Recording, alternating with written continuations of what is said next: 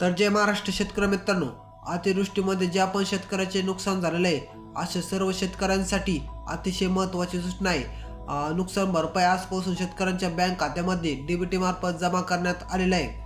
आता आपल्याकडे एक स्क्रीनशॉट आलेला आहे. त्या शेतकऱ्याला 32,500 रुपये त्याच्या बँक खात्यामध्ये जमा झालेला आहे.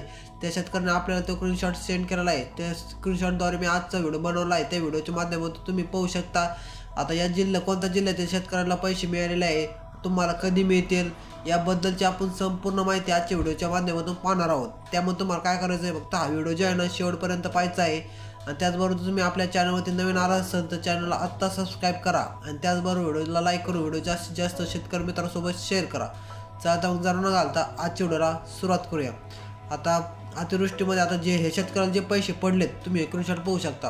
या 32,500 रुपये हा शेतकऱ्याला जर पडले, पण त्यांचे क्षेत्र कोणते बागा क्षेत्र आहे.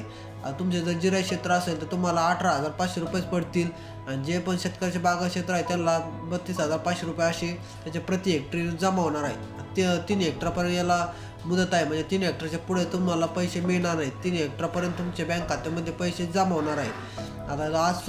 आता सारे पंचनामे झालेले पण आहे. आता इथून पुढे सर्वांच्या बँक खात्यामध्ये दिवाळी अखेरपर्यंत सरकार पैसे टाकणारच आहे. आता या शेतकऱ्याला पडले यांना आता 32,500 रुपये यांच्या खात्यामध्ये सकाळी जमा पण झालेले आहे. त्यांनी आपला स्क्रीनशॉट सेंड केला. त्या स्क्रीनशॉटच्या माध्यमातून तुम्हाला मी आजचा व्हिडिओ बनवला. तुम्हाला जर हा व्हिडिओ जरा पण माहितीपूर्ण वाटला असेल व्हिडिओला आत्ताच एक लाईक करा.